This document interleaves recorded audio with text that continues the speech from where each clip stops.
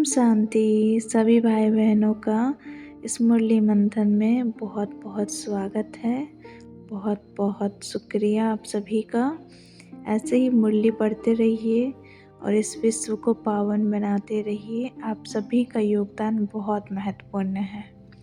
तो आज हम लोग 15 फरवरी 1969 के अव्यक्त बाप दादा की अव्यक्त महावाक्यों को बहुत ही विस्तार से सुनेंगे और बहुत ही सुकून के साथ, प्यार के साथ सुनेंगे। जैसा कि हम सभी जानते हैं कि अव्यक्त मुरली बहुत सारे खजानों का भंडार होता है और इन खजानों को हम इस वक्त संगम युग के इस पावन समय में अपनाकर अपनी झोली भर रहे हैं। इस संगम युग का विशेष रीति से ध्यान रख कर कि हम लोगों को इसका हर एक मिनट को, हर एक सेकंड को बहुत अच्छी तरह से यूज़ करना है। ज्ञान के खजानों से खुद को भरना है, योग का अमृत पीना है और लोगों को पिलाना है।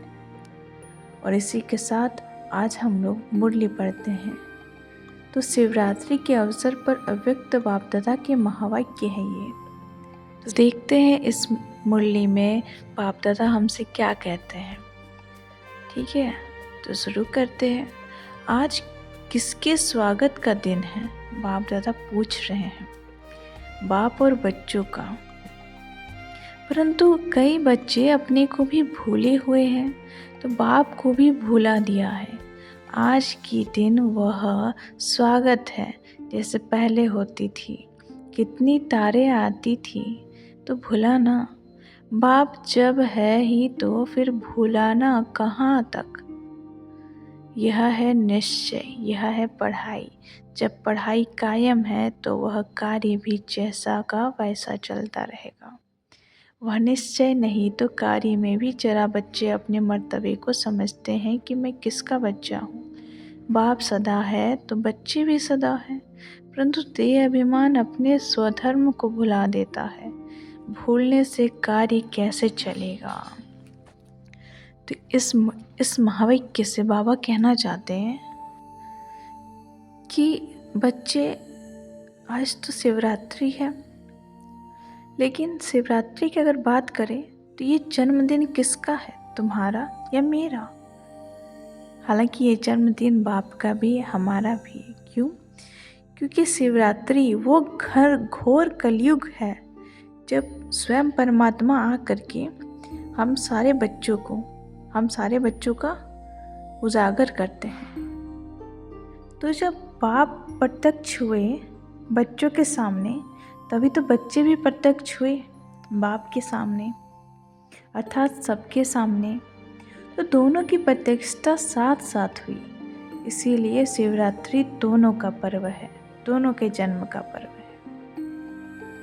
फिर बाबा कहते हैं आगे कैसे बढ़ेंगे, जबकि बाप ने अपना परिचय दिया है, बच्चों को भी अपना परिचय मिला हुआ है। कितना समय से इसी लक्ष्य को पक्का कराने के लिए मेहनत की गई है। उस मेहनत का फल कहाँ तक? सिर्फ याद कराने के लिए यह कह रहा हूँ, मुरली तो चलानी नहीं है, सिर्फ बच्चों से मिलने आया हूँ। बच्ची ने कहा बहुत याद कर रहे हैं बाबा, आप चलेंगे तो रिफ्रेश करेंगे। रिफ्रेश तो हो ही अगर निश्चय है तो। फिर भी बच्चों से मिलने के लिए आना पड़ा। थोड़े समय के लिए सम्मान की स्मृति दिलाने के लिए आए हैं। बच्चे सदैव अपने को सौभाग्यशाली समझे। सदा सौभाग्यशाली उनको कहा जाता है जिनके बाप, टीचर और सदगुरु से पूरा कनेक्शन, पूरी लगन है। तो बाबा कहते हैं कि बच्चे, तुमने खुद को भूल रखा था, मुझे भी भूला हुआ था, तो अब तुमको याद दिलाए कि तुम महात्मा हो और मैं तुम्हारा पारलौकिक पिता, परमात्मा, शिव हूँ। अब शिव तुम्हें मिल गया है, अब भगवान तुम्हें मिल गया है, इस बात का गहन निश्चय होना चाहिए। और इसी से तुम्हारी सौभाग्यशाली स्थिति बनेगी। तुम सौभाग्यशाली कैसे हो? क्योंकि तुम्हें भाग्य मिला है, इसलिए तुम सौभाग्यशाली हो। ठीक है, इस बात का पूरा निश्चय होना चाहिए, पूरा निश्चय कि भगवान हमें मिला है। दुनिया वाले पूरा ढूंढ रहे हैं ना कि भगवान कौन है, कहाँ है, किसकी आराधना करें कि हमें वो संतुष्टि, वो प्यार, वो स्नेह मिलेगा। भटक रहे हैं लोग चारों ओर। और हम क्या हैं? हम वो बच्चे हैं जो भगवान के साथ हैं, भगवान के पास हैं। फिर बाबा ने कहा, कन्या की सगाई के बाद क्या होता है? पति के साथ लगन लग जाती है, तब उनको कहते हैं सदा सुहागिन। परंतु वह कहाँ तक सुहागिन है? अंदर में क्या भरा पड़ा है? कन्या सो ब्राह्मणों से उत्तम गिनी जाती है। सगाई करने के बाद अशुद्ध बनने के कारण आंतरिक अभागिन है। यह किसको भी पता नहीं, बाप ही कहलाते हैं सदा सुहागिन। कौन है? सदा के लिए परमात्मा से पूरी लगन रहे तो सदा सुहागिन है। बाबा कन्याओं के बारे में कहते हैं कि वो तो ब्राह्मणों से भी अति उत्तम है, अति उत्तम गिनी जाती है, लेकिन जब उनकी शादी होती है तो वो अशुद्ध हो जाती है। तो फिर वो सौभाग्यशाली कहाँ हुई? वो सुहागिन कहाँ हुई? सुहागिन तो वही है जो परमात्मा के लगन में लगी रहे, वो सदा सुहागिन है। ये बाबा कहते हैं कि कितना बड़ा भाग्य हमें मिला है जो हम उस अपवित्रता को छोड़ करके इस पवित्र बंधन में बंधे हैं, परमात्मा के साथ अति श्रेष्ठ सुखमय बंधन में बंध चुके हैं। फिर बाबा कहते हैं, यह तो अभी पढ़ाई का समय है, बाप अपना कर्तव्य कर रहे हैं, डायरेक्शन देते पढ़ाते हैं, जब तक पढ़ाना है पढ़ाते रहेंगे। विनाश सामने खड़ा है, उनका कनेक्शन बाप के साथ है। ऐसे मत समझो बाप की जुदाई है, जुदाई भी नहीं, विदाई भी नहीं। जब तक विनाश नहीं तब तक बाप साथ है। वतन में बाप गया है कोई कार्य के लिए, ठीक है? वतन बाप गया है कोई कार्य के लिए, समय अनुसार वह सब कुछ होता रहेगा। इसमें न कोई विदाई है न जुदाई है। जुदाई लगती है क्या आप लोगों को?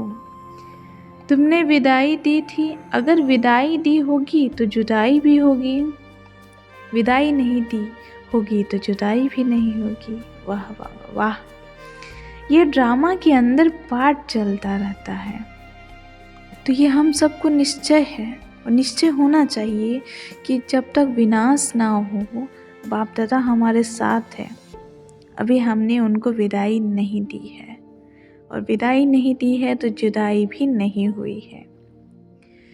विनाश के हाहाकार में भी बाप दादा हमारे साथ होंगे। उस अंतिम और बहुत ही सूक्ष्म और बहुत ही जटिल समय में भी बाप दादा हमारे साथ होंगे।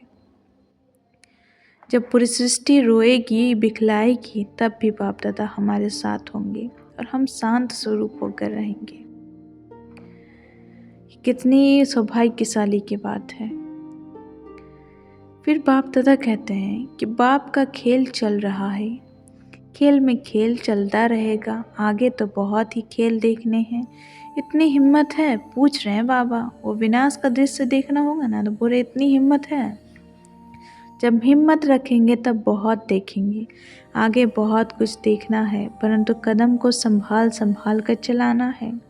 अगर संभल कर नहीं चलेंगे तो कहाँ घट्टा भी आ जाएगा। जी बाबा, एक्सीडेंट भी हो पड़ेंगे। बच्चों से मिलने के लिए थोड़े समय के लिए आया हूँ, बहुत कार्य करना है, वतन से बहुत कुछ करना पड़ता है।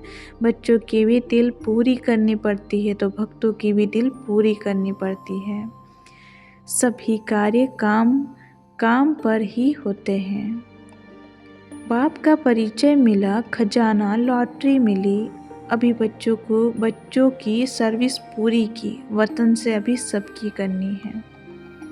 बाप दादा कह रहे हैं कि पहले बच्चों की सर्विस पूरी की, अब वतन से सभी बच्चों का सर्विस करना है। और बाबा ने कहा भक्ति मार्ग में भी जो है उनको भी उनका फल देना है। आप लोगों को तो देना ही है, भक्ति मार्ग के बच्चों को भी फल देना है।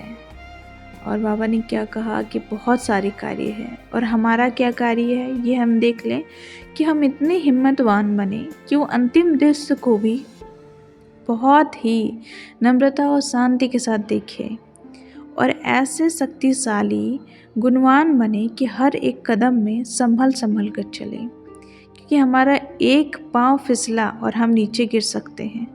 ये खाई के समान है ये रास्ता, और जैसे जैसे हम लोग आगे बढ़ रहे हैं अंतिम समय में ये और गहरा होता जा रहा है। फिर अच्छा बाबा बोलते हैं, अच्छा सवेरे उठकर बाप की याद में रहो, क्योंकि उस समय बाप सभी को याद करते हैं। उस समय कोई कोई बच्चे दिखाई नहीं पड़ते हैं, बाबा सब जानते हैं। ढूंढना पड़ता है कौन कहाँ है, कोई उठा है कि नहीं उठा है। भल अकेले रीति याद करते हैं, परंतु संगठन के साथ भी जरूर चलना है। जितना याद में रहेंगे उतना ही बाप के नज़दीक होते जाएंगे। बाप को भुलाने से मूंझते हैं, बाप को सदैव साथ रखेंगे तो भूल नहीं सकेंगे। बाबा ने कितने अच्छे से कहा है कि बाप को साथ रखना है, सवेरे उठना है, याद पे बैठना है, ठीक है, और अपनी शक्ति से विश्व को रोशन करना है। तो इतनी प्यारी मुरली, इतना प्रेम स्नेह देने के लिए बाप दादा का दिल से शुक्रिया बाबा, शुक्रिया बाबा।